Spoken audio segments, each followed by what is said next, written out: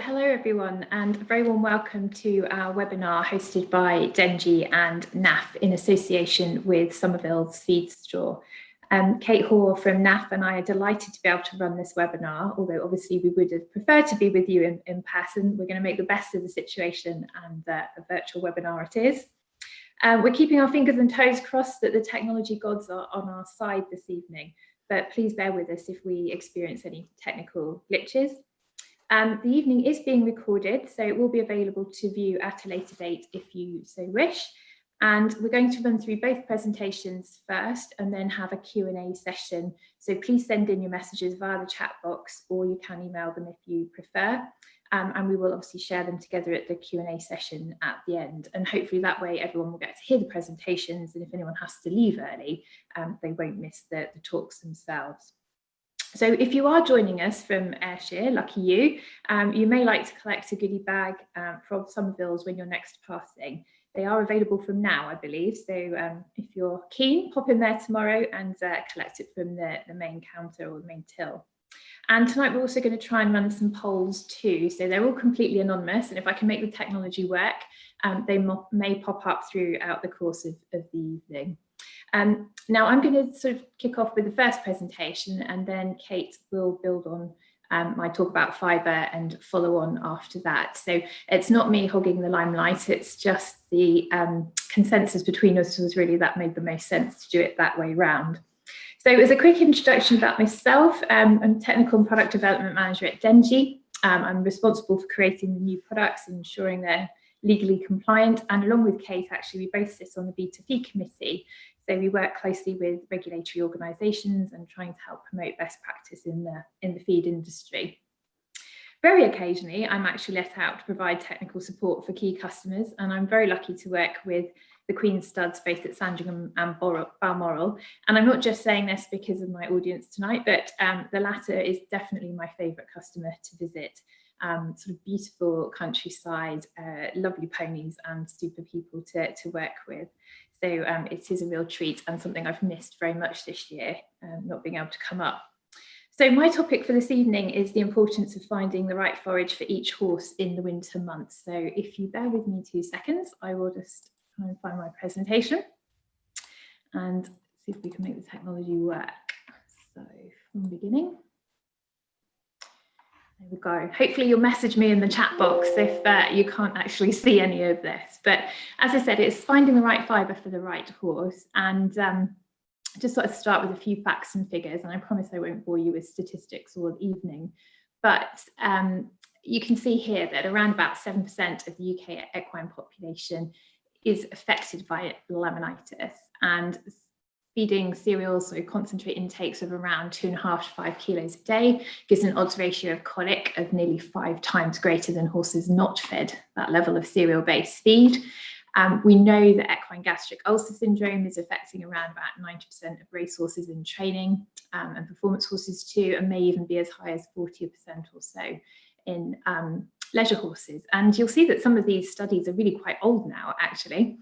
But it hasn't really changed, and we keep sort of referring to the National Equine Health Survey, which is published every year, and these issues don't seem to go away and don't seem to decrease. And I think a lot of that is to do with the fact that there are all problems with the way we feed and, in brackets, manage our horses and ponies, and that ultimately hasn't changed very much in the last 20 years either.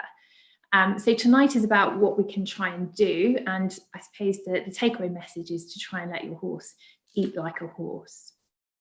Sometimes we make it incredibly difficult for them to do that. You know, we restrict the forage they can have access to, and for whatever reason, which we'll explore as we go through this evening, it can be very difficult to provide an environment and provide the diet that we would ideally want to for our horses. And often it's beyond our control. So we did a little study with Horse and Hound a couple of years ago now and got a reasonable response rate at about sort of 275 people. And it was specifically looking at the actions that people understood to be beneficial in trying to reduce the risk or incidence of equine gastric ulcer syndrome, so EGUS.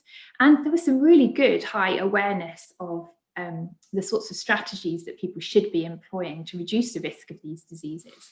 So 96% understood that feeding plenty of fibre and forage was going to increase saliva production and help to try and regulate stomach acidity, and that turning out was, as much as possible, was beneficial, obviously trying to avoid stressful situations, and a pretty good understanding of feeding a double handful of fibre 20 minutes or so before exercise to try and reduce that acid splash. So as horse owners, we often know what it is that we're supposed to be doing in an ideal world, but actually it's not always possible to do it, and sometimes we're just not actually as good at or able at doing what it is we're supposed to be doing. And again, in the same survey, around about 61% that answered this survey knew or thought their horse might have ulcers. So in other words, they were aware that they had a potential issue and realistically should have been doing something about it to try and reduce the problem. But you can see, although there was high levels of awareness, it starts to fall away in terms of the numbers of people that were actually able to do things. Increasing access to hay or fibre, sort of 2/3 of people were actually doing that. And it does raise the issue that sometimes people have good doers or sort of overweight horses and ponies. And we've got quite a few vets reporting that a cause of obesity is actually horse owners worrying about the horse having too little to eat and as a result developing ulcers. And it's something we've been talking about, the nutrition team here at Dengie, as how we kind of overcome this, because it is a real balance between providing sufficient or enough fibre to maintain gastric health and digestive system health more widely, but without actually resulting in further issues of obesity, which obviously predisposes a horse to laminitis. Again, avoiding starch and cereals. Now, I was quite surprised that only 62% were doing this. There is often a perception that you actually have to feed cereal of some description doesn't work. And hopefully we'll show as we go through this evening that that isn't always the case, because to me, and I'm sure Kate would probably agree in a bit, that this is one of the things that you can do quite easily to reduce the risk of ulcers. There are much better ways or different ways to be able to feed without the levels of starch that you would see in cereal-based feeds. Increasing turnout, I do have some sympathy with this one. It isn't always possible, and I've been on livery yards where turnout in the winter is very limited, and you tend to stay there because all the other things that you need, like floodlights or good safe hacking or whatever it might be, are great, and you compromise on perhaps the turnout for a few months in winter because of all those other benefits. So again, I do appreciate in the real world it's not always as easy, and we don't have unlimited paddocks or pasture, particularly in the busy southeast down here where Dengie's based, to be able to turn horses out 24/7. And another one, again, that I thought was a pretty easy one to be able to implement, and that's sort of feeding a double handful of fibre or alfalfa, whatever it might be, shortly before riding. So, really only just over half of people were actually doing that. And it may be that people are feeding, will feel that the horse has access to forage, so this is something they don't need to do in addition to that. But they're all good practices, really, even if a horse doesn't actually have ulcers. So there are some things there that we could use on an everyday basis. So that's the sort of problem, or give some insight into some of the issues that people have, and what we're really trying to help solve as we go forward with tonight's presentation. But aside from ulcers, the most common problem of all is very much obesity. So studies suggest that 40% of the total equine population is overweight or obese, and probably if you take out the fit performance horse and your race horses from that population of the leisure horses and ponies in this country, probably 3/4 of them are actually carrying a bit more weight than they probably should. And yeah, certainly when we talk to vets and we do our yard clinics, obesity is the problem we're talking about the most. So I'm going to start by covering the obese population in terms of what we can feed, and a little bit of background onto why our horse is obese. Well, I think we are literally putting the cart before the horse, and I want to credit 𝗪𝗻𝗲 𝗙𝗂𝗪𝗏, who, if any of you are into your social media and are on Twitter, she goes as Dr. Fat Pony on Twitter. She is more of a sort of social science researcher with an interest in horses based at the University of Liverpool. And in fact, she just published her paper from her PhD, one of them this year. And she's done a few presentations now at 𝗙𝗪 and 𝗏𝗏 conference. And she's puts these sorts of slides up, and I just think they're really impactful. You know, we literally are putting the cart before the horse, whereas the horse used to pull the cart and do the work. We actually put them in a trailer, get them to the show, and then you know, ask them to do some form of work, probably quite a lot less than they would have done historically. So it's one of the reasons that we're seeing horses increase in size, and certainly they're burning less energy keeping warm when we rug them. And Kate's going to talk very much about winter feeding and what we can do to sort of help them cope with the winter. But you know, they are very well adapted to coping with cold conditions, not so much maybe wet and cold, but you know, all of these modern rugs that are very efficient at keeping them warm means they simply burn less energy keeping warm themselves. So it's another reduction in their energy expenditure. And this is where Tamsin's work really comes in, is that we think of horse riding, or when we exercise our horses, much more in the terms of work, and we think we're working our horses, you know, sort of hard by exercising them. And she used a really good example. When we walk a dog, we tend to think, well, you know, if we could go for a good long walk, hour and a half or something, it's a great form of exercise and they love it, and we think of it as exercise. Perhaps when we are exercising our horses, we tend to think that we're working them, and it's like, how many hours of work are they in a week? And we have a slightly different perception. We feel a little bit more guilty that we're asking them to work for us. Maybe it's because they're carrying us around for a large proportion of the work they do, but effectively it is a different mindset, and that perhaps impacts on how we approach their dietary requirements. And we've seen in 2020 that it seems to have given some people more time to ride. And so that may well be burning some extra calories, which is great. But it still means, you know, that obesity hasn't gone away, even despite this extra work. It's still something we're seeing and getting a large number of calls to the feed line about. So it is something that we need to take very seriously. And clearly it's not just the horse population. I was watching a webinar last night about human type 2 diabetes, and the startling statistics that I was just amazed by was that the 10-year survival rate for type 2 diabetes is about 50% of people that have it, and yet the 10-year survival rate for breast cancer is actually an 80%. And then it starts to put into context how serious an issue obesity actually is for sort of human health, as well as our pets and horses. So we're trying to, and I will slip, and I apologise because I keep calling it condition scoring because that's traditionally what we've called it, but really a system of scoring, sorry, that decided to remove a its own accord, should be body fat scoring. That's effectively what we're measuring when we're looking at our horse's condition, if you like.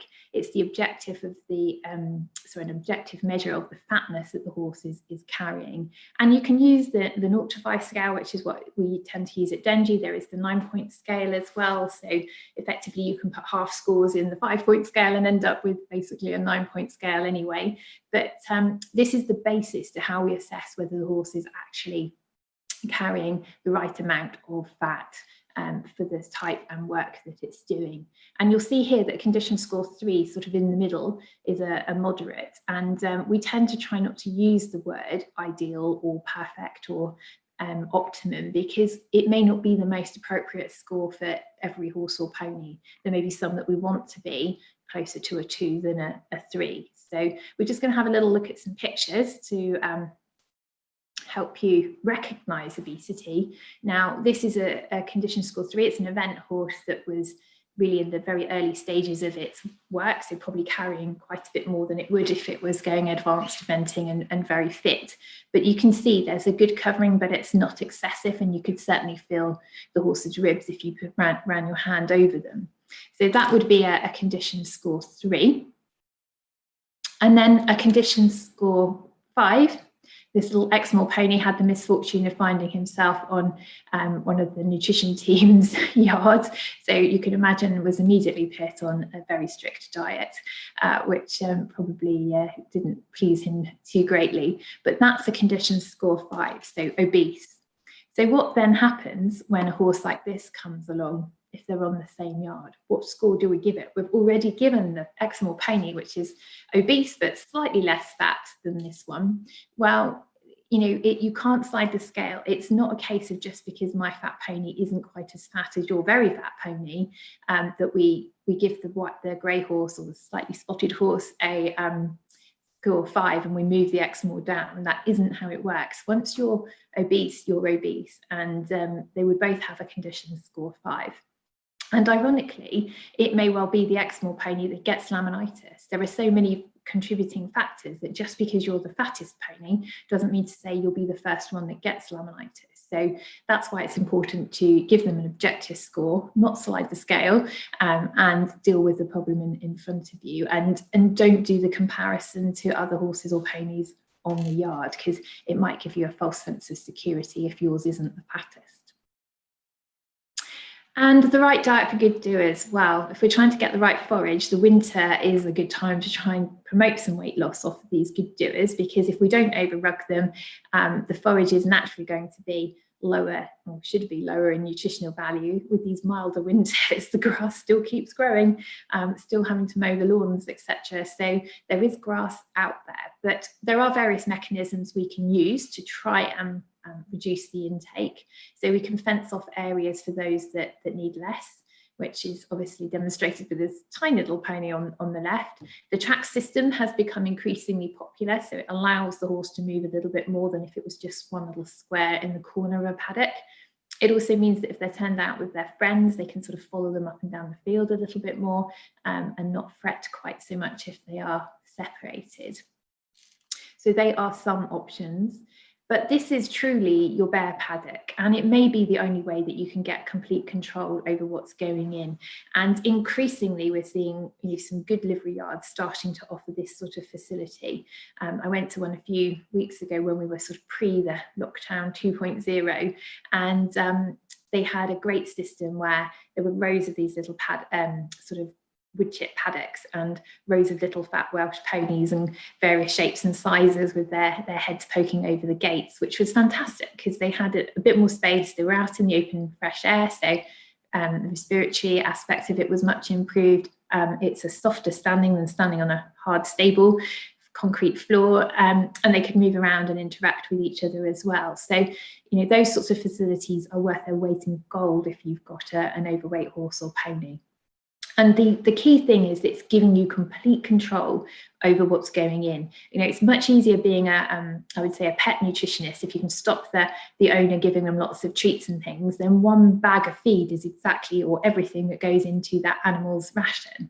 When we start to deal with herbivores like horses and cows and sheep, you've got this variable that's called pasture and grazing, and it varies. It's very difficult to know exactly what it's contributing to the horse's ration. So in an extreme situation where you have an overweight, borderline or sort of subclinical laminitic, if you can get complete control by bringing them off of the grass, it gives you the opportunity to really implement some weight loss.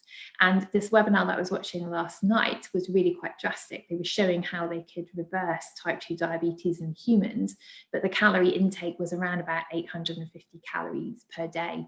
And I think, you're looking at what, 2,500, depending on whether you're a man or a woman. So it's quite a drastic reduction, and it is all about controlling everything that goes in if you want to get results.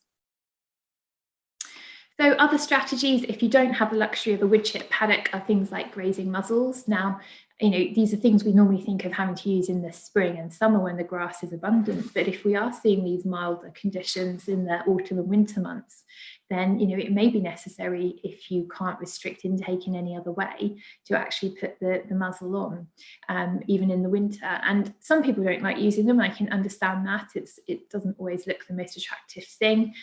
We've been to places, worked with charities where they're open to the public, and obviously it's not something that perhaps the general public visitor might understand the need for.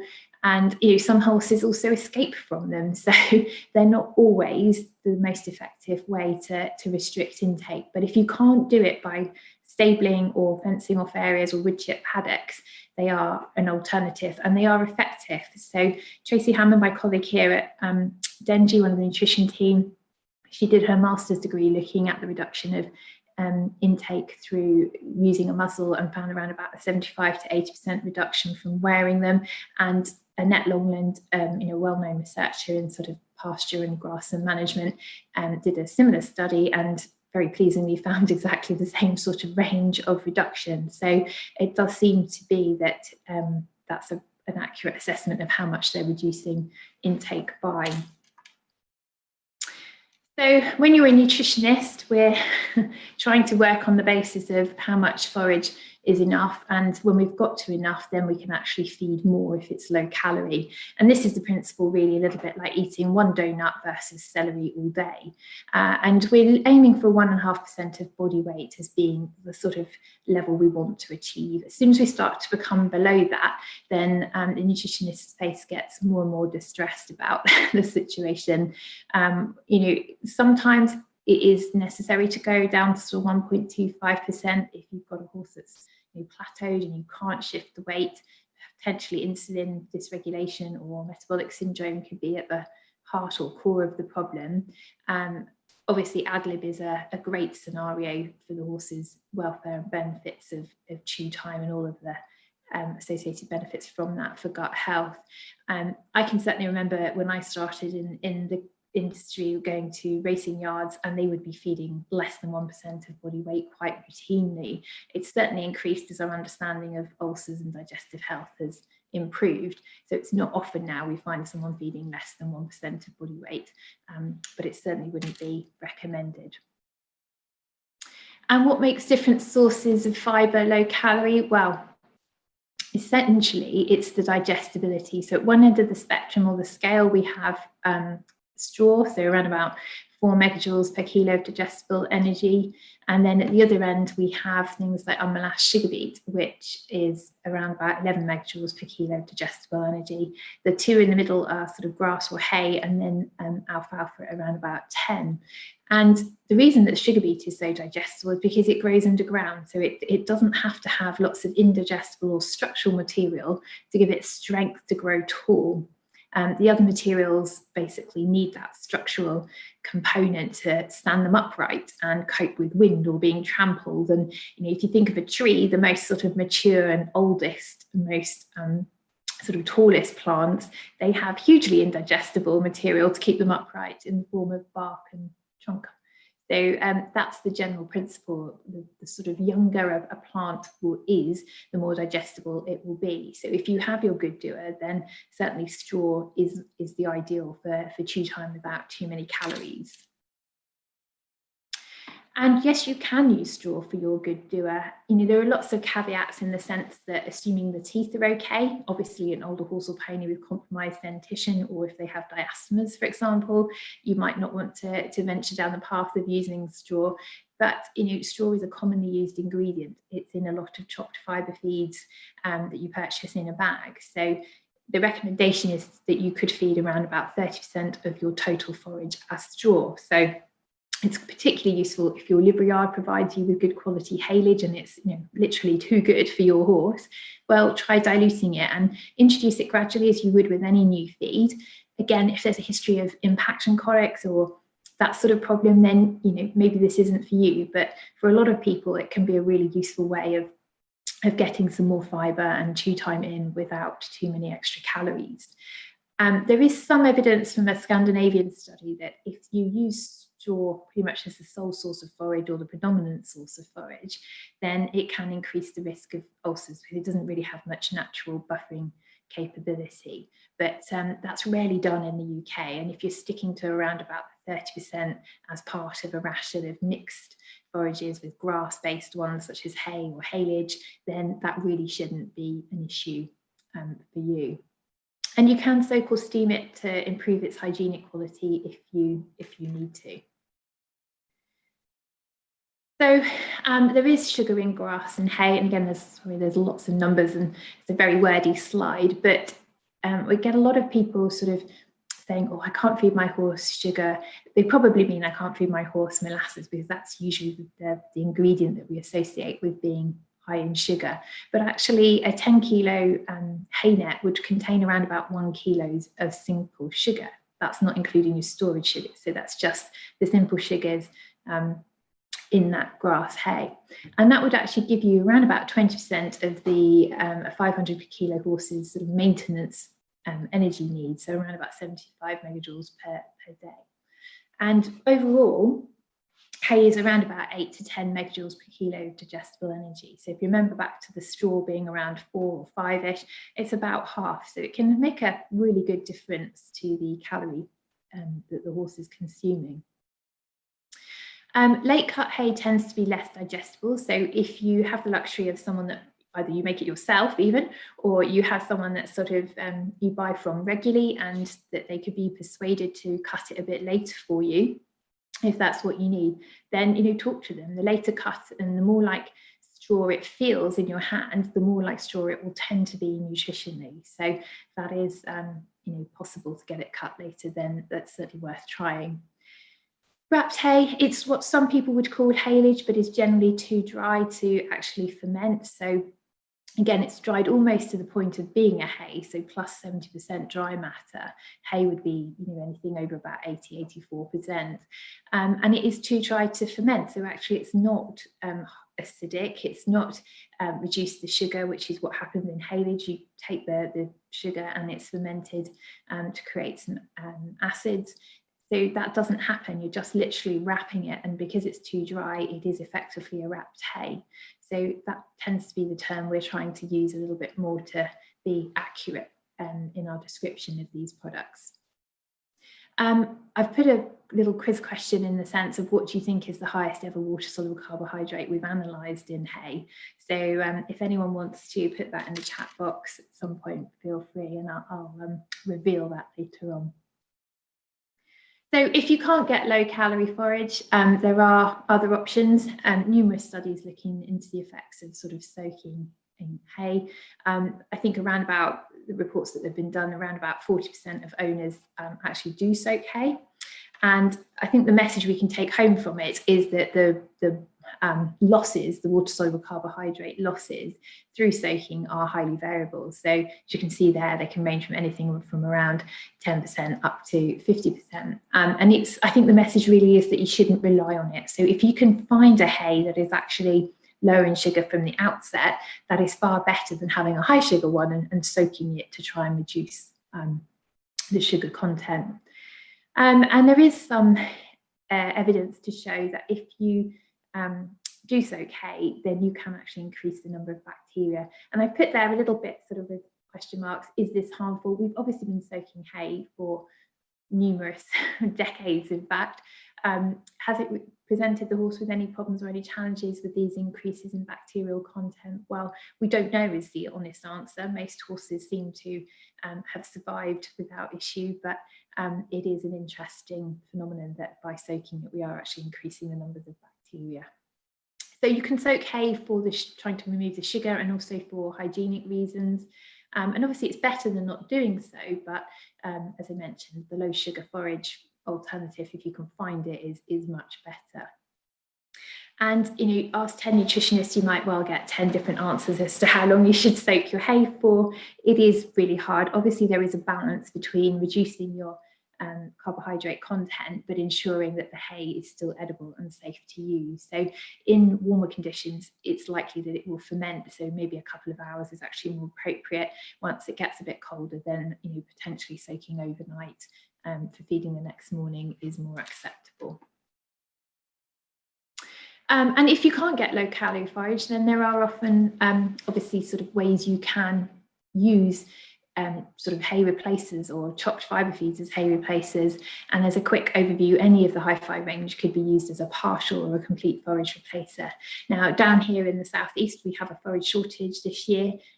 Probably that's less of an issue for the majority of you if you're in Scotland, but even switching 2 kilos a day, and 2 kilos is roughly a section or a wodge of hay when we used small bales, to give you a bit of a feel for how much that actually is. So 2 kilos a day can make a difference in calorie intake, and it can make your forage go further if you're in short supply. And if you're going to use a hay replacer, you just feed it on a weight for weight basis, because you've still got to maintain the fibre intake. It's the density of calories within it that is going to make the difference, not that you feed less, you still need to feed the same weight. And I just, on the good doer front, wanted to share with you a case study, because I think the sort of pictures probably tell a better story than lots of wordy slides. But this is an example of a native pony that's sort of Connemara. We use him a lot, so apologies if you have seen him before, because I think we use him quite a bit on social media. But he just, because we've got so much data for him, I find it really interesting, even now, every time I look at his weight loss chart. So if I show you the before, this was him back in 2013, and you can see that sort of typical round, really big cresty neck, but round bottom, and that sort of gutter going along his spine, and the apple-shaped bottom there. And the grass beneath his feet probably gives you a bit of a clue as to why he was quite so round. But again, one of the nutrition team, it was 𝗧𝗵𝗲 went to see him, and you can see his weight loss plan there. So starting at around about, was it just over 500, 525, something like that, when we first weighed him, with a really concerted effort, achieved some really good weight loss in those first couple of months. And then, you know, as they tend to do, plateaued a bit in the summer when it is harder to achieve weight loss because it's warmer, the grass is better quality. And then again, use the winter months as your concerted effort. So now is the time, if you have a good doer, and make the most of the slightly cooler condition. Now, what I find incredible is the 99 kilos of weight loss. With my very limited maths ability, that's around about 16 stone. And I use this slide a lot to try and get people to think, what would you feel, or how would you feel if someone else was sat, a 16 stone person was sat on a Connemara pony 24/7? You know, because effectively all that extra weight is the equivalent of somebody doing that, riding their horse all day, every day, and they're 16 stone. So it does put into context just, you know, the incredible amount of weight that some of these horses and ponies are lugging about. And I would also say, if you have the opportunity to put your horse on a weigh bridge, we did an interesting, well, I think it's an interesting exercise where we weighed a horse the night before it was due to be gastroscoped. It was obviously withheld feed, so the vet could, when they put the scope down, actually see something in the stomach. And by the next morning, they'd actually lost 20 kilos of weight just through the gut, actually emptying. Now, that's equivalent to a whole bag of feed. So again, it gives you a little bit of context as to what can be sat in the digestive system when, you know, they've been eating all day. So, you know, do consider that consistency about when you weigh your horse, and if you've just brought it in from the field, or if it's just had its feed, all those sorts of things are variables that can have quite a significant impact on the score on the weigh bridge. And this is the before and after. So you can see, again, a much healthier size and shape, and, you know, unsurprisingly, a little bit more sort of willing to go forward, and an easier ride for his owner, Emma. So that one just goes to show that you can, if you get them under control, you know, have an impact on body condition and their overall weight as well. The other group I wanted to talk about a little bit were the veterans. So we know that horses are living longer and are outliving their teeth, and, you know, not being able to eat half of your diet soon results in weight loss. So with these, it's the opposite way around. We've got to supply fibre in an easy to chew form that's softer and much more digestible.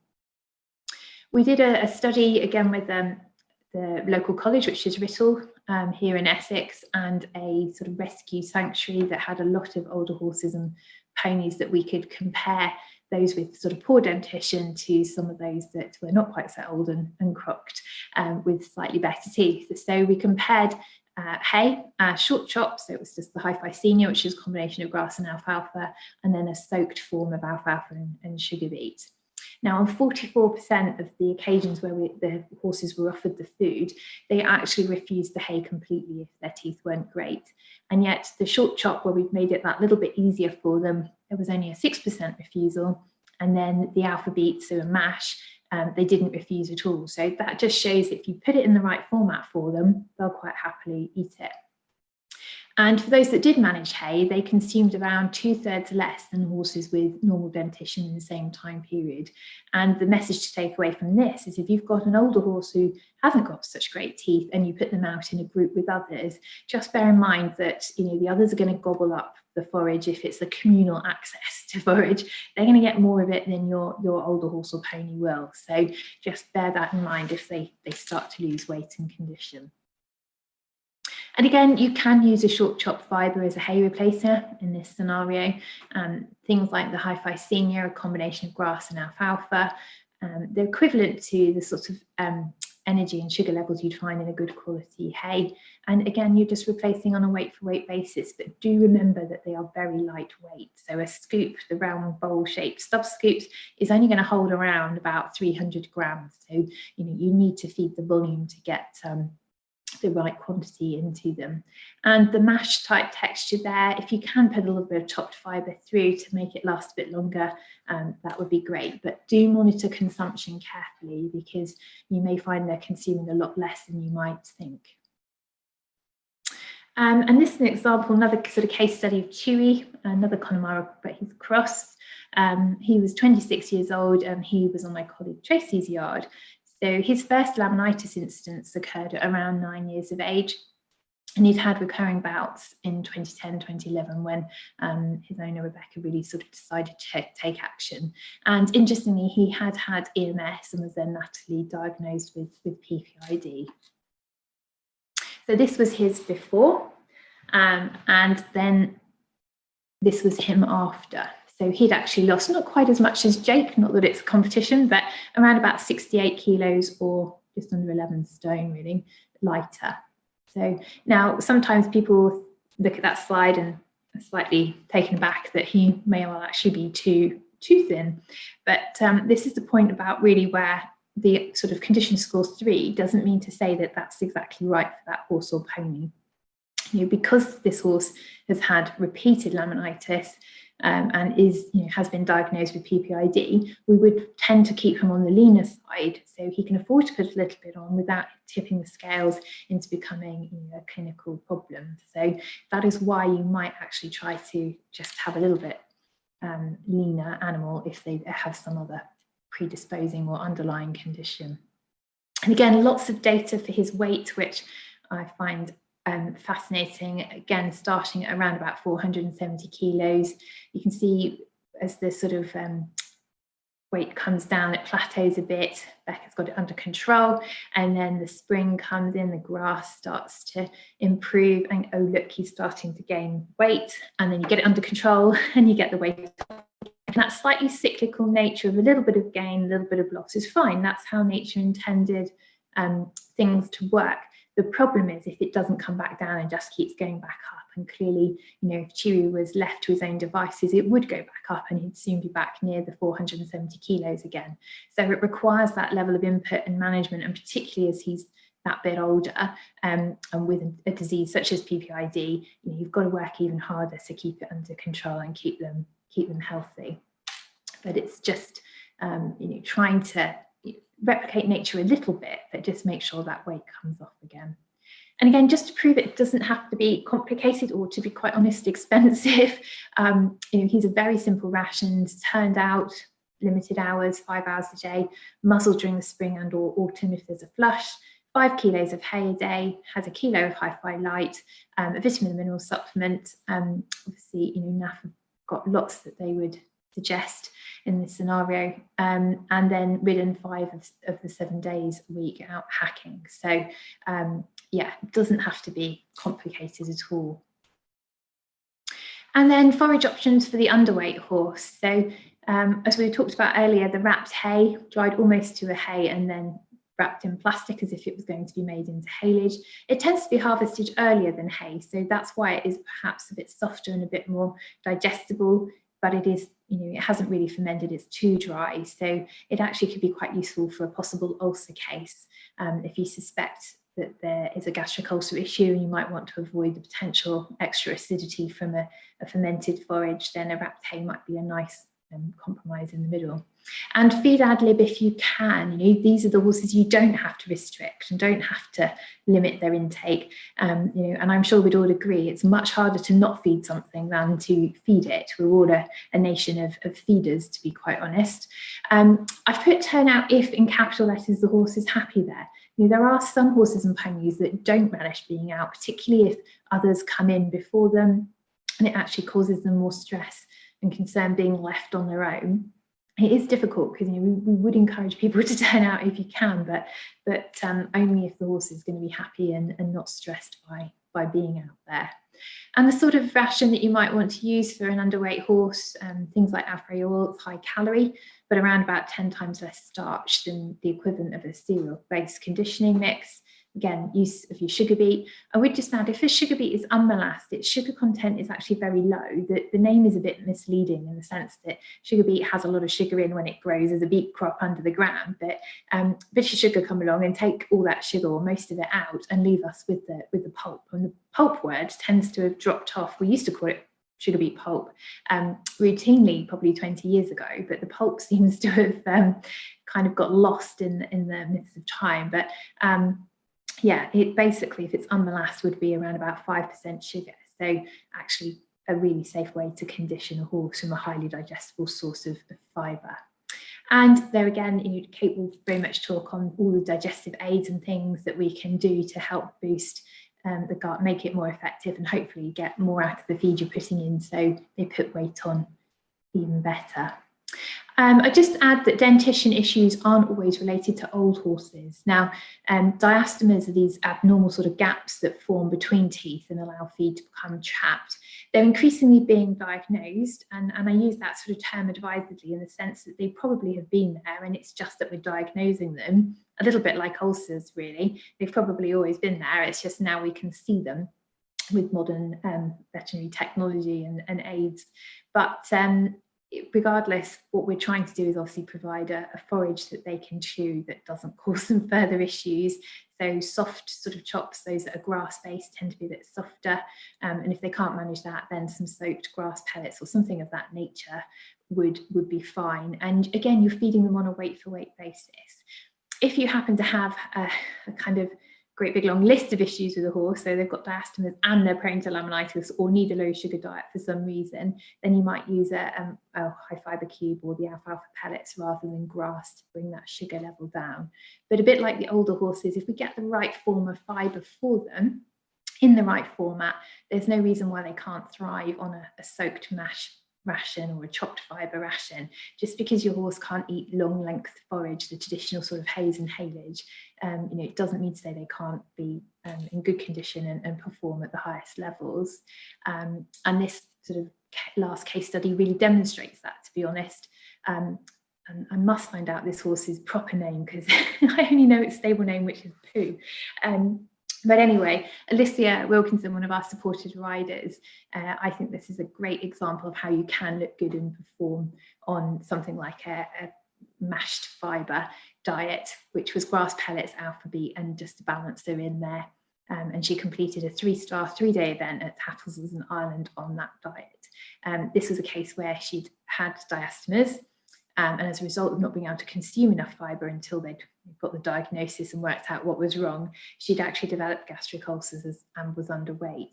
So once they worked out what all the problems were, took her off hay and put her onto the sort of mashed fibre ration, then she went from strength to strength, put the weight on. And again, another example of a fit horse in good condition. You can just see the ribs. She's got a good top line, and she's a fit horse able to gallop across country. So yeah. Hopefully that's given you some insight to the key areas or the most commonly talked about areas that we get questions about. And thank you very much for listening. So I can see lots of questions coming in, and I'm sure Kate was on the case with fielding them for me. Yeah. But, right, I will do a proper introduction. Apologies, because Kate very kindly did a presentation with us a couple of weeks ago, and I completely forgot to introduce her. So while she's getting her screen share sorted, find my screen. I will introduce you. So Kate is the head nutritionist at NAF, where she's worked for over 20 years. So we're similar vintage, Kate.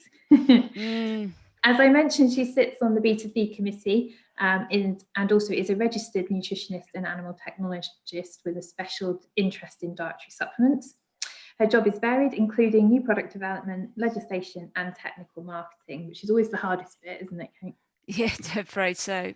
Kate's proud to work with everyone from the first-time owner to Team GBR, and I think we mentioned last time it's such a shame we didn't have the Olympics this year, because NAF and Kate do a lot with Team GBR, but I'm sure we're going to be looking forward with interest to seeing that next year, hopefully.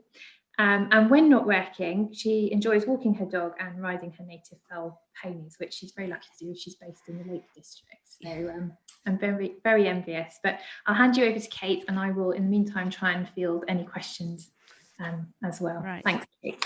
Right, thank you, Katie. Can you see those? You see that display? Okay, is that yeah?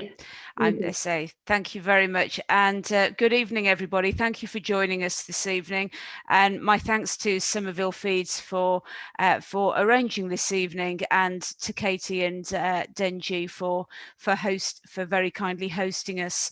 So what we've talked about so far is the importance of a fibre and forage-based diet, which is absolutely what we would advise for the basis of good health and the basis of a healthy horse. What we're going to look at in the second half of this evening is how we can take that forward and sort of fine-tune the immune system and give your horse the best defense for what winter holds in store for us.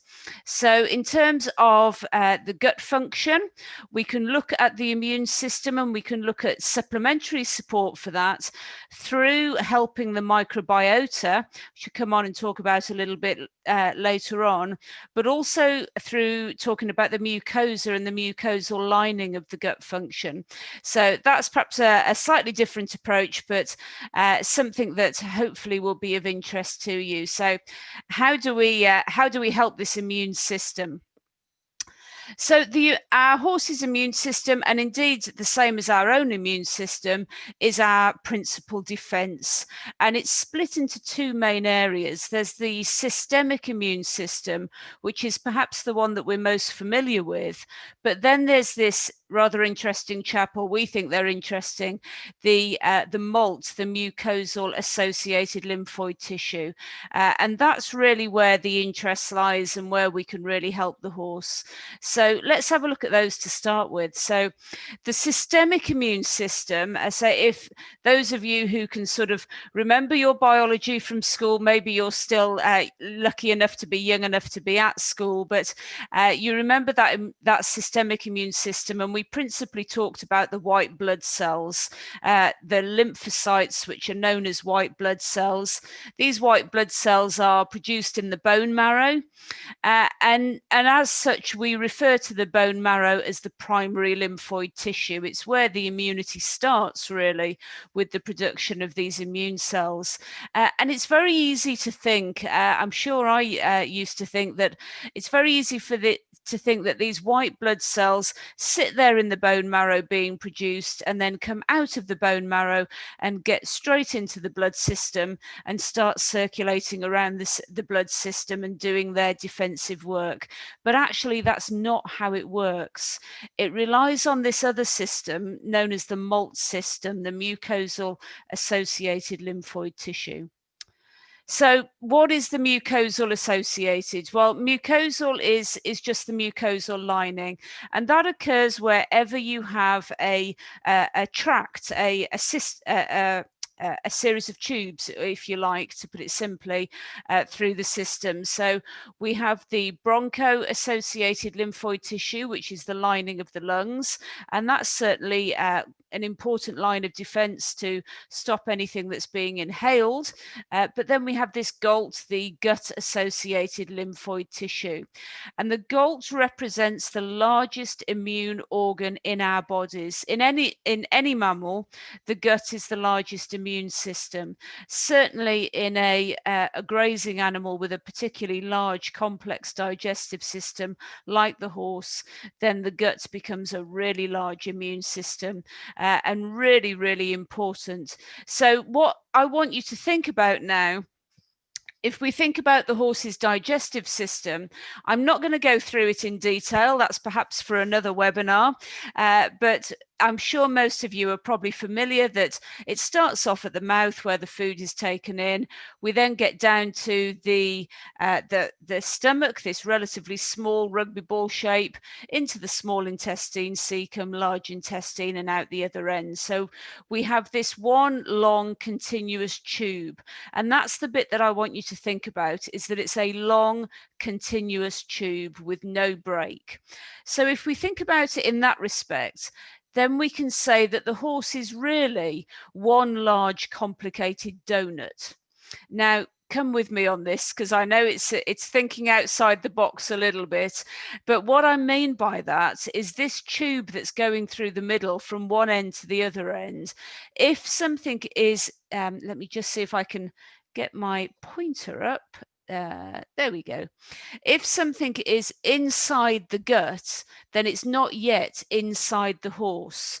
In order to be inside the horse, it has to go over this lining. And this is where your gut-associated lymphoid tissue hangs out, right along the lining of the digestive tract. And that's all the way along from effectively from the mouth right through the stomach, small intestine, large intestine, and out to the end. So think about this lining of the digestive tract here. Okay. So this is what it looks like, and it has a really difficult job to do because the gut mucosal lining is very thin and delicate. It has to be very thin and delicate. It has to be permeable, and it has to be two-way because its principal job is to take in nutrients, to take in water, to excrete water. So that's why it has to be two-way, to excrete waste material. So its principal job is to take in the elements of nutrition and to get rid of waste products. But as well as being thin, delicate, and permeable, it also has to be the first line of defense. So it's actually a really difficult job that the lining of the digestive tract does. And maybe it's no surprise that the majority of infectious agents enter through the gut. So the gut-associated tissue has to be able to defend. Okay, so that means it's built up this really complex immune system to the point that we actually refer to the gut lining as secondary lymphoid tissue. So if you remember, we talked about the bone marrow being the primary lymphoid tissue. The secondary lymphoid tissue is the digestive tract lining. And this is where the lymphocytes, or those white blood cells, this is where they migrate to when they come from the bone marrow. So they go from the bone marrow into the digestive system, and really this is almost where they learn their trade. So in addition to the white blood cells, which we're now looking at an immune system that's making up 70%, at least 70% of our total immune system. And that's not just for horses, that's for ourselves as well. All of our all mammals, at least 70% of their immune system comes from their digestive tract. Many people will say with horses it's more like 80%. So you've got this complex buildup of different immune cells and structures. So you've got macrophages that can take out some of the pathogens. You've got these white blood cells, lymphocytes, that are learning to recognize different types of attacks. You've got the storage Peyer's patches, the T and B cells, which are part of adaptive immunity, and the M cells, which are these mucosal cells. And it all starts to get a little bit complex. It's anti-allergic, it's antibacterial, it produces the antibodies. So there's an awful lot going on here. And this is where the lymphocytes learn what they need to do. And actually, this is where they then go back into the bloodstream. And actually, they start to inform the rest of the immune system. So it's almost as though the white blood cells come to school in the digestive tract and then go back out into the red blood cells, into the blood system. But having gone through all that, and I apologize for a slightly complex slide, but really all we need to take from that is that the gut, the digestive tract, represents at least 70% of total immunity. So that's why it's so important to always be thinking about good digestive health, starting off with that fiber-based diet that Katie has talked about, and building on that and making sure that we feed horses as horses, allow their digestive tract to work as it's designed to work, and support that immune function through the digestive tract. So let's have a look at what we can do a little bit more to help them. So how can we boost their gut-based immune system. This is one of my colleagues, actually, Lisa, with her lovely coloured mare, and her friend out on a fun ride recently. I say fun ride, it looks very cold and wet, and that's why I chose this picture for this slide, because as Katie mentioned, horses do quite well in cold and dry. They have a very wide, what we call thermoneutral zone, so they're quite happy right down to 0 degrees and up into the 20s. But what they don't like is cold and wet or cold and windy. So that's why I use this slide. So how do we boost their immunity? We feed that high fiber, high forage diet, make sure the diet is balanced for vitamins and minerals and that we're providing everything they need. But then start to look at the microbiota and also the how we can support the mucosa through providing complex dietary fibers, which is something we'll come on and talk about in a little while. So starting off with the feeding a high fiber diet, as Katie has said, and I don't intend to go over ground that's already been well described, it is the basis of all diets. Grazing and forages should be the basis of all diets and supported with fiber-based feeds. We here at NAF have a special relationship with Thelwell, so I thought I would just put up this picture because it does make me smile. He can manage on tinned food, why can't you? Well, you know, we know why the horse can't manage on tinned food, but it does make me smile. So we take that high fiber diet, but make sure it is balanced. Preserved forages, particularly over winter, we may see shortages in vitamins.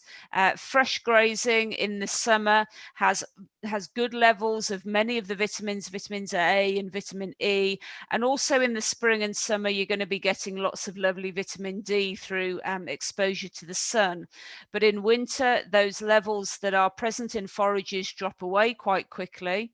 And also things like vitamin D, in human nutrition, we're all advised that within the UK we should be taking a vitamin D supplement, and I think it's something we should think about for our horses as well when we think about the amount of time they spend stabled and rugged and such like. They have limited access to D.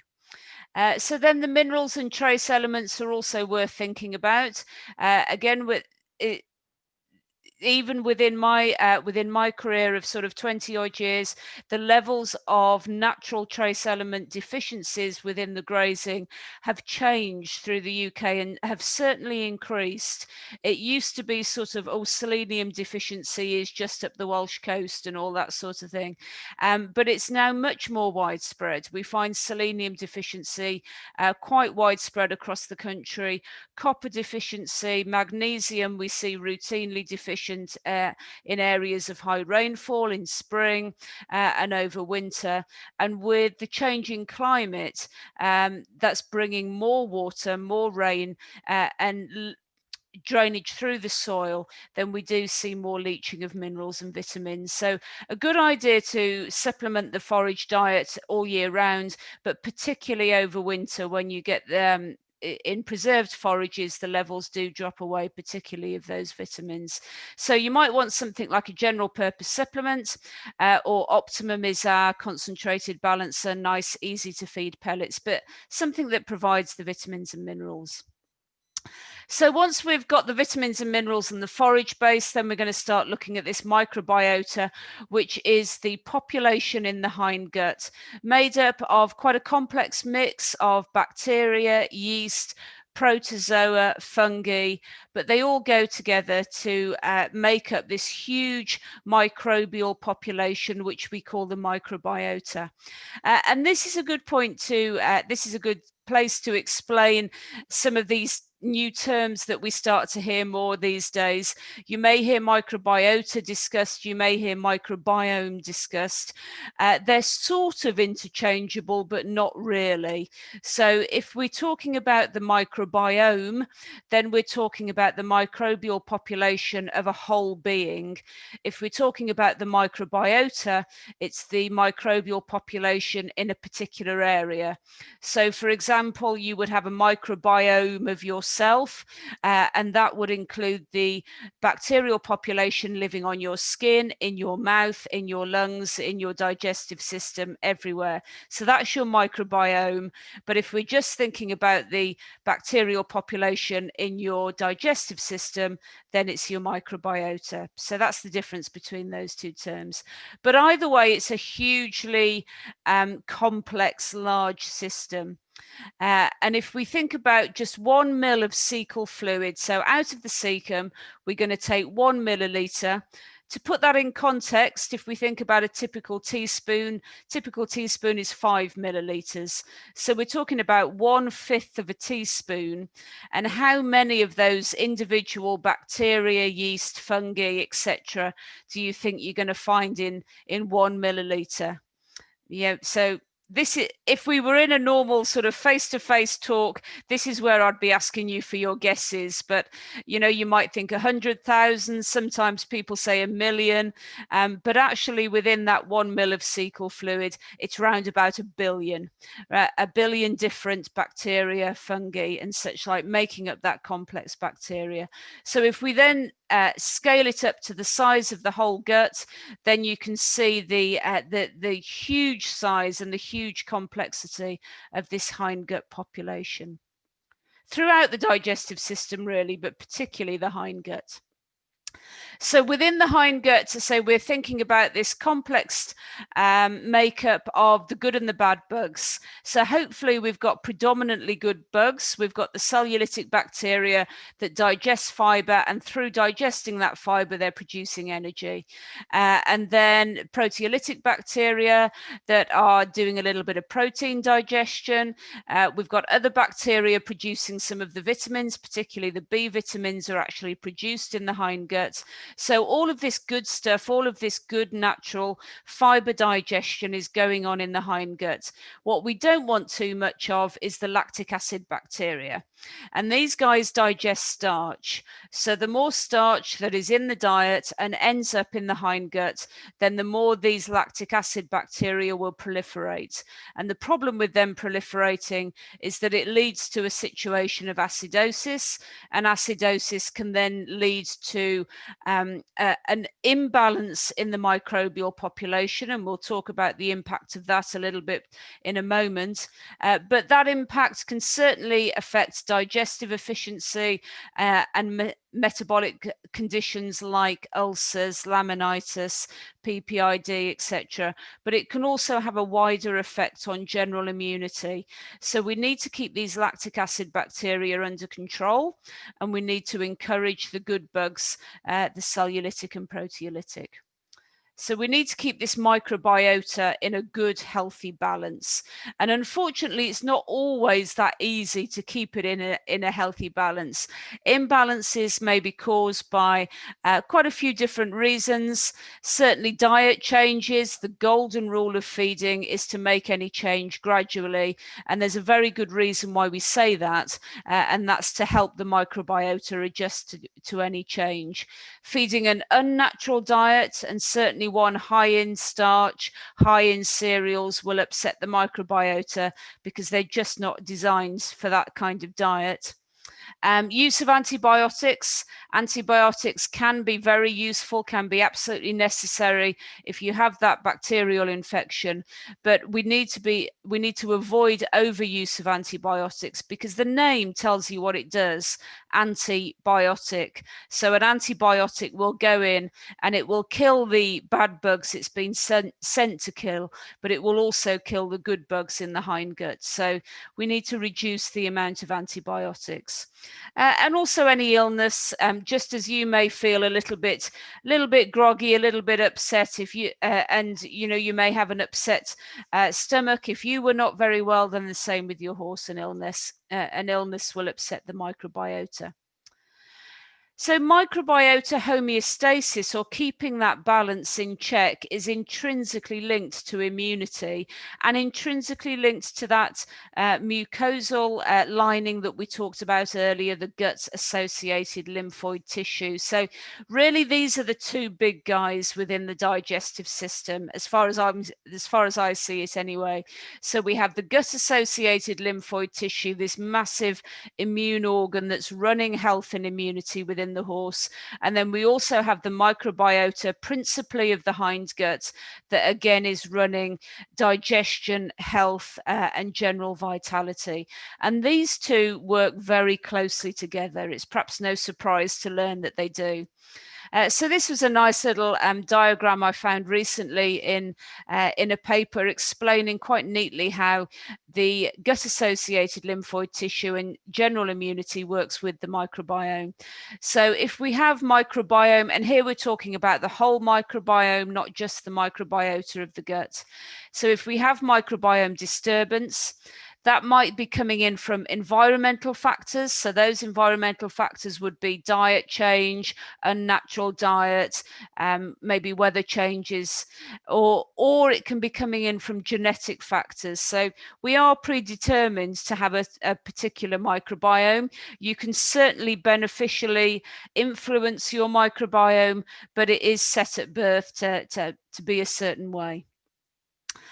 So if we have a microbiome disturbance, and or if we have an immunity dysregulation, a challenge from some virus or antigen or allergen, then that is a two-way system. So a microbiome disturbance can have a negative effect on the strength of your horse's immunity. And similarly, if you've got an ill horse, an immune problem, then that's going to have a negative effect on the microbiome of the individual and the microbiota of the hindgut. So once you've got this seesaw action going on between the microbiome and immune dysregulation, then that leads to disease. Okay, and it's very easy when we're talking a lot about the digestive system and the gut-associated lymphoid tissue to think about digestive disease. And certainly those diseases we've already discussed this evening, like 𝗂𝗂𝗁, like laminitis, like PPID, they will all be influenced by this seesaw, this interaction between the microbiome and immunity. But it does go a lot further than that. So this is one of those lovely fell ponies that I'm privileged to know, a nice healthy one, you'll be pleased to know. But these papers I'm putting up here, these are papers done in human research, in clinical research. So this is what's happening in people at the moment, but it will be coming our way in horses. It's already started in horses. And increasingly what we're recognizing is the link between the microbiome and particularly the gut microbiota, and the link between the gut and any other disease condition. So we see a direct link between the gut and skin conditions, between the gut and osteoarthritis, very definitely between the gut and the brain and health of the brain and such like, respiratory diseases as well. Pretty much any disease you want to mention, is increasingly research is finding this link between the microbiome of an individual and particularly the gut microbiota and that disease. So really, really important to keep the balance correct. So how do we maintain that balance? Well, we do it by feeding naturally, that nice high fiber diet based on long forages and based on the fiber-based feeding. So feeding naturally, feeding horses as horses, making changes gradually, and we can also supplement for hindgut health. So I'm going to use a couple of our products to show you what you should be looking out for on gut support products. So this is the label from 𝗙𝗪𝗁. So we can be helping the hindgut with probiotics. And if you look on any label, and I don't just mean our label, any label, because we all, or the whole of the industry works or should work under the same legal framework. So you will find these labels are fairly consistent. And the live probiotic is listed, let me just find my pointer, is listed underneath additives, underneath digestibility enhancer, and it's this 𝗧𝗵𝗲 𝗙𝗶𝗀𝗁 that you see here. There are a number of different strains available, so you might see different numbers, and actually the numbers describing these numbers here have changed quite recently. So there are a number of different strains, but they are all 𝗧𝗵𝗲. So this live yeast is the only legal live probiotic available for horses. So if you see a product claiming to have a blend of probiotics or live bacteria we sometimes come across, then I would be very wary of that product, because it's not using approved legal ingredients. So look out for it under digestibility enhancer, and look out for this CFU number as well. So this is a very large number, 1.4 times 10 to the 11 in the case of Gastriaid. So that's 11 noughts after the number. And that is the number of physical yeast. It stands for colony forming units. So it's these individual units of the live yeast that's added. If you don't see a CFU number, then it's not a live probiotic, okay? And what the probiotic does is help that hindgut microbiota to improve fiber digestion. Very often fed alongside prebiotics, and prebiotics you might see as the fructooligosaccharides, mannan oligosaccharides increasingly you see as well. So these are specialized sugars. Brewer's yeast. Brewer's yeast is an interesting one, because very often we come across people who are feeding brewer's yeast as a probiotic, and actually we would advise that that's not the action. Brewer's yeast is quite a useful product. We use it in quite a few of our products, but we use it as a prebiotic, not a probiotic. You'll see that it's up there under the composition listing. There's no CFU number associated with it, and that's because it has no live action. Brewer's yeast, the name tells you what it does. It is a byproduct of the brewing industry, so any of that live yeast has been killed off, but it does make quite a nice prebiotic. And then you also get herbal prebiotics like chicory, inulin, apple pectin, quite a few different herbal prebiotics as well. So what those prebiotics do is that they fuel the probiotics. One of the best ways I ever had it described to me many years ago is a vet said to me, if you feed probiotics, it's like sending the soldiers down. If you feed probiotics with prebiotics, then it's sending the soldiers with their lunchbox. So the prebiotics are the soldier's lunchbox, but they do a little bit more than just that as well. They do have a specific role in suppressing pathogenic bacteria, the bad bugs. So they are quite useful things to include. So pre and probiotics is one way that we can help the microbiome, that hindgut population. If we think a little bit more broadly about how we can help the gut-associated lymphoid tissue, specifically that mucosal immunity, then we start thinking about complex fibers, complex natural fibers. So initially we're looking at mucilaginous agents here. The word mucilaginous literally meaning producing mucus. So it helps to produce the mucus, and it helps to regulate the level and to encourage the excretion if there are pathogens that need to be flushed out of the system. So things like fenugreek, psyllium, marshmallow, licorice, they're all quite good mucilaginous agents, and that's why you see them used in digestive products. I always think marshmallows are a really good one to explain what a mucilaginous agent does, because we all know what marshmallow looks like. We can all imagine that white sticky ball on the end of a stick, and that's what you have have to imagine on the lining of the digestive tract or the respiratory tract. It's a little bit of an oversimplification, needless to say, but it does sort of, it helps you to visualize what a mucilaginous agent is doing. So really helps that mucosal support. And then fibre diversity is something that we believe very much in NAF. It's something we've done throughout our 30-odd year history. Our vet, Nick, our head vet, who helped start the company all those years ago, he's always believed in feeding a complex of different fibres. And increasingly research is catching up with that and showing the benefit of that. So just last year, I was at a conference, the European Equine Health and Nutrition Conference in Utrecht. Actually, Katie was there as well.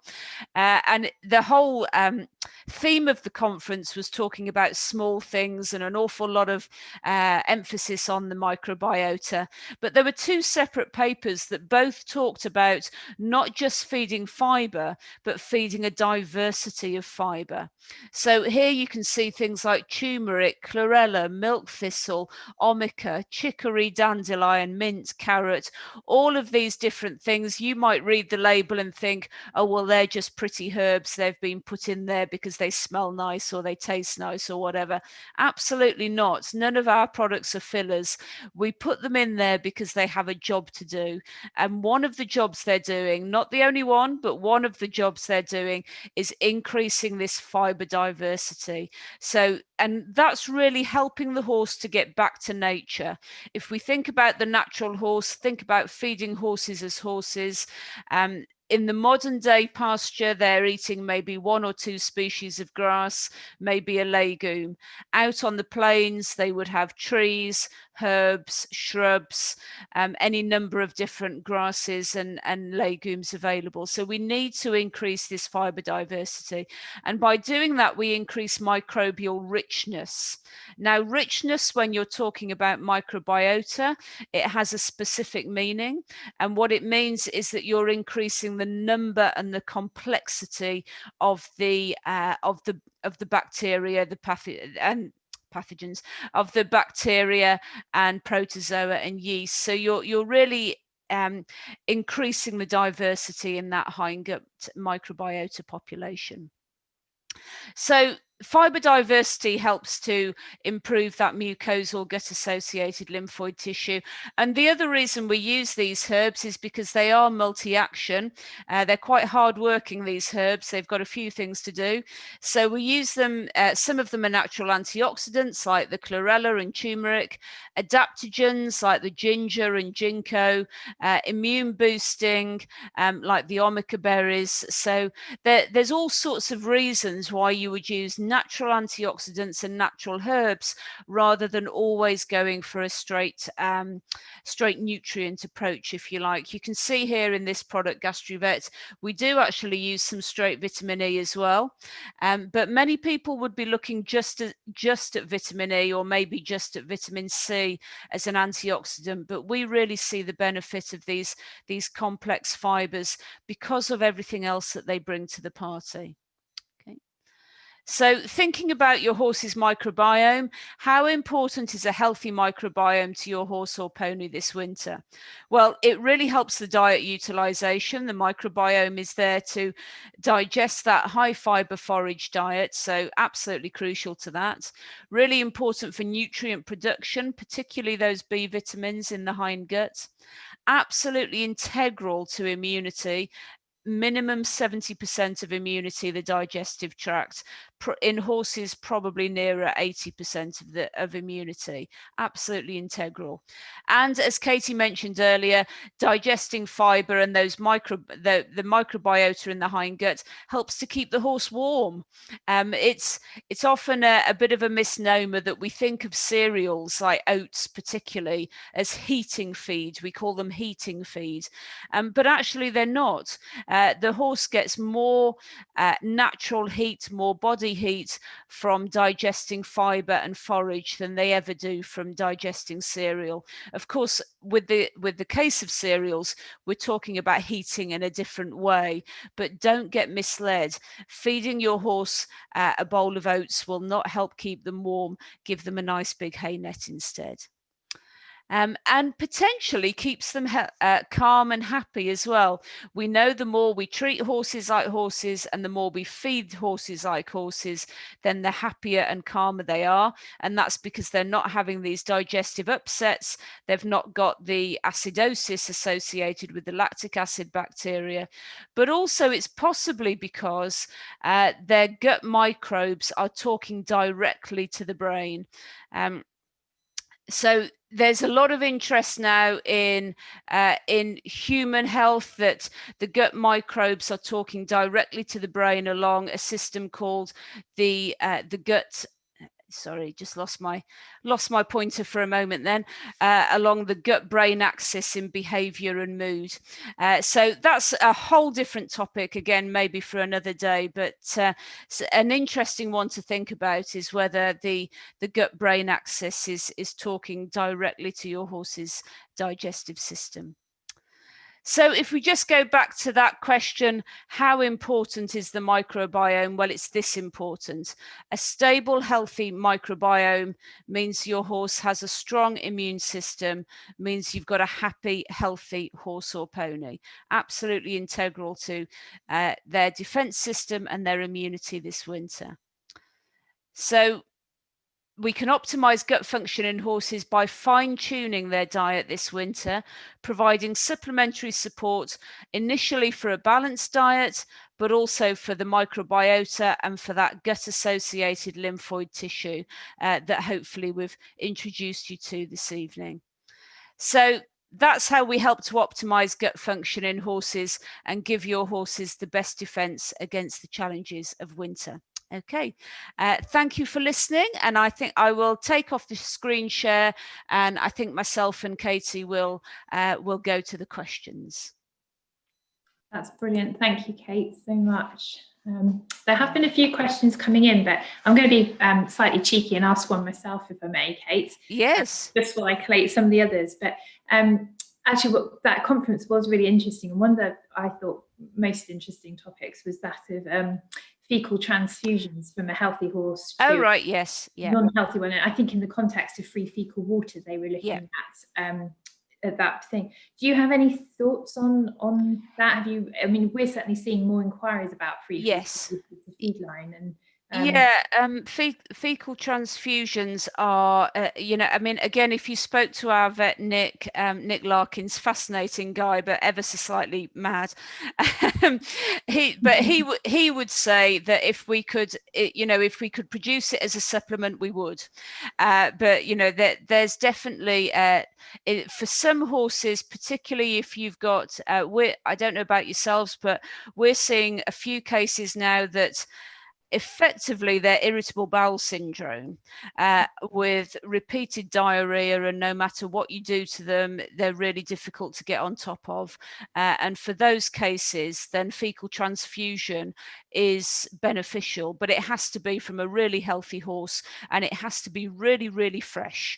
So it's they get everybody lined up there on the yard, and it happened, take it out of one horse and tube it into another horse within about 10 or 15 minutes.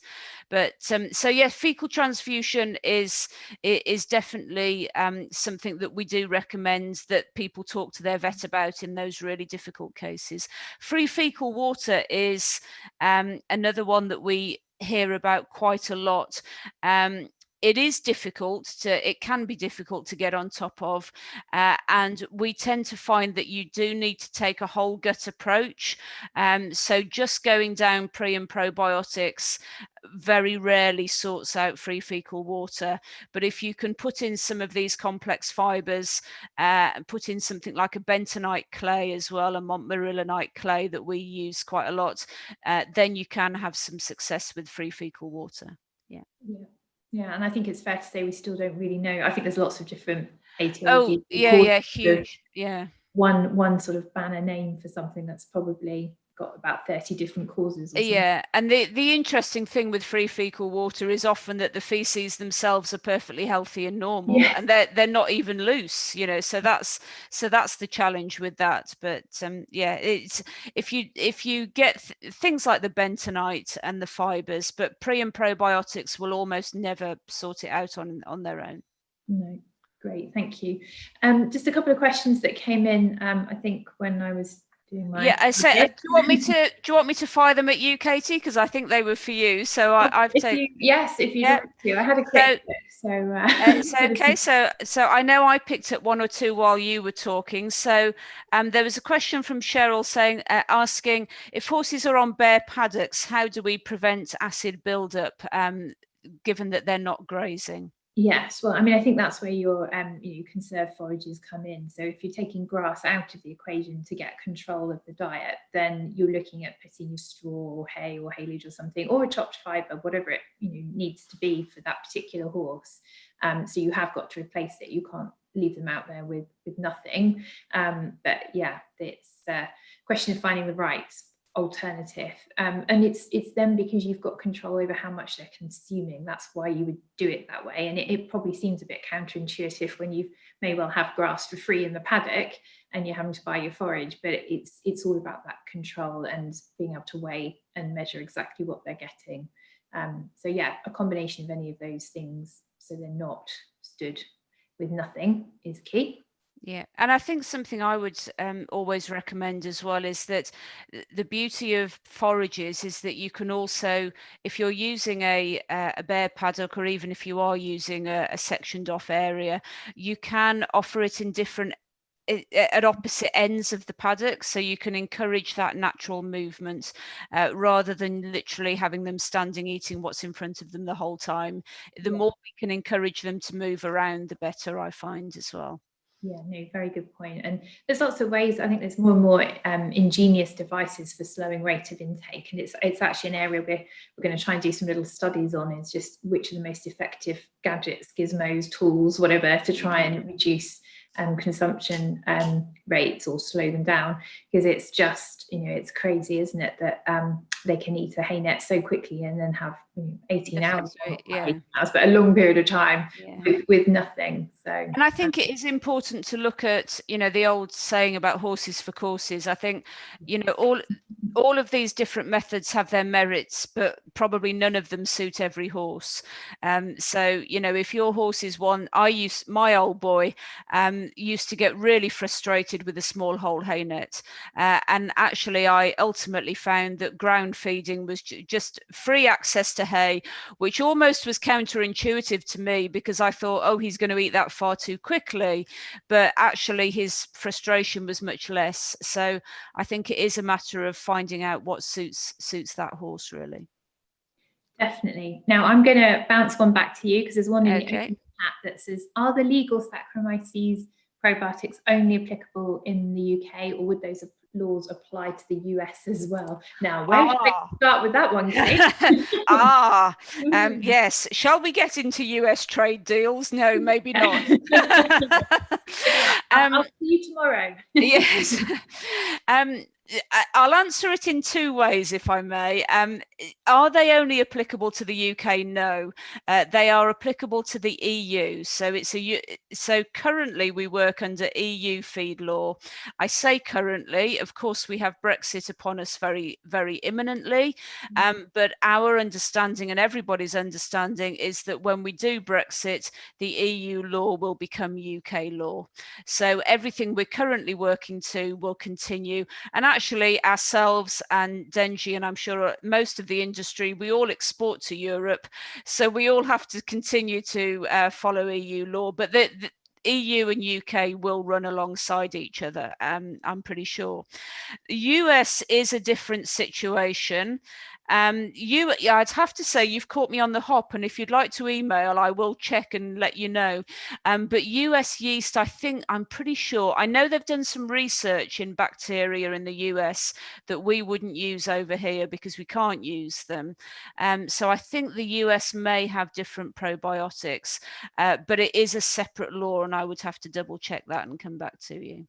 Yeah, I think if you'd agree, Kate, as a general rule, the US is much more relaxed. They get away with using a lot more sort of, I'm not going to use the word medications, but almost medications, like things that we certainly can't use in Europe, and they tend to have a more lenient approach to those sorts of things. Yeah, and certainly in terms of terminology, I mean, within Europe, within the UK, and particularly perhaps within our business in supplements, we're very limited in what we can say, and we effectively can't say what the products are meant to be doing, because that under EU law that would constitute a medical claim, whereas in the US they are allowed to say this will help arthritis, this will help our COPD, whatever you want to call it. So it's incredible what they are allowed to say, but on the converse side, they also have to put an awful lot more warnings. Every label is covered in warnings as to what it may or may not do to you and your horse. So very, very different laws, but a lot more freedom in terms of really talking about what the product does, which is something that we're quite handicapped on. So I've got another one for you, Katie. So we had another question during your talk asking, do you soak or wet Dengie feeds or hay replacers, or feed them dry? Well, if it's not the ones that have got the sugar beet in, which come in a pelleted form, and obviously you need to soak before feeding because it's got sugar beet in it, it becomes a little bit down to personal preference, and just as you were saying, kind of horses for courses, really. I'm quite happily feed them dry. A lot of people do, but if you felt that it would help soften it a little bit or make it easier for maybe an older horse or something with poor teeth, then obviously you can dampen them. I think if you were using them as a hay replacer, so on the basis that it's going to have to last a reasonable amount of time, again, a bit like soaking your hay in the summer, you probably wouldn't want to dampen it quite so much in hotter conditions, because if it is going to last a few hours, might not be quite so nice in really hot conditions. But yeah, in theory, you can add a bit of water if you want to, or if it's more convenient to feed it dry, then absolutely fine to do so. So that one's a real sort of sit on the fence kind of an answer, but people use them in lots of different ways. Yeah. Okay. Perfect. Are there any others coming in? I think we're getting there. I should just say, if anyone, no one was brave enough to have a stab at how much sugar was in the highest sort of WSC, so water soluble carbs, that we've ever analysed. I don't know what yours would be, Kate, but we did one in the summer of 2018, which was that really hot, dry spell. And it's the highest I've seen, and that was a 35% water soluble carb. So we normally see them somewhere between 15 and 20. So that would be your simple sugars and your storage sugars. But it was phenomenal. And I guess just because of those very hot, dry conditions, and a reflection of that. And ironically, was being fed to very good doer native Highland ponies. So not a great combination, as you can imagine. But really interesting to see something as high as that. So last chance to everyone out there, if you've got a question. If not, obviously you've got all of our sort of contact details, so please do get in touch if you have any other questions that you think of. But I think on behalf of NAF and Dengie, we thank you very, very much for giving up your evening to listen. Definitely. Thank you very much, and thank you to you, Katie and Dengie, and to Sommerville Feeds. Yes, and no, we really appreciate your contribution, Kate. It's so nice to work collaboratively, and something that fits together so well. So appreciate all your time and effort as well. Especially with the added stress of a laptop failure earlier this week. Yeah, I did, yes. My laptop died earlier in the week, but hey, we've got around it, so we're all right. Actually, there's just one last question coming in. Sorry, from Anonymous. What would you recommend to feed as a preventative concentrate for gastric ulcers? So do you want to answer that one, Kate? We can't quite use the word preventative, but we can make it. So this is where we have the challenge of medical claims. So and you know, maybe it's a nice thing, just to a nice point to mention, that we're sometimes, as an industry in general, and particularly I think the supplement industry, we're sometimes questioned on, oh, why don't you see your research? Where are your you know, there are no trials, etc., etc. And the reality is that we do trials, but we're actually not allowed to publish them, because by publishing them we would be making a medical claim. So a lot of the work is done behind closed doors, and that's because a government agency called the Veterinary Medicines Directorate, the VMD, they control what we're allowed to say. So if you don't see trials, don't always assume that they're not being done. They may be being done behind closed doors. So in terms of a preventative, it is a tricky one, because ulcers, you know, again, I think it's an area that we don't fully understand what's causing them, particularly when you look at the numbers in, you know, in very naturally kept horses. It's not just all about unnatural diets, but certainly antacid type ingredients, like the dicalcium phosphates, magnesium hydroxide, like an equine rennie, if you like, is the way we think about it from a supplement point of view, along with pre and probiotics, because I do think that helping the whole of the gut in its own way helps the stomach. So pre and probiotics with antacids. The one thing to remember about antacids is that they are quite short-lived. So they have an effective window of about 5 or 6 hours. So you really do need to split those. If you're feeding a gastric ulcer type supplement, like for example the 𝗙𝗪𝗁, then we would always recommend you split it into as many feeds as you practically can.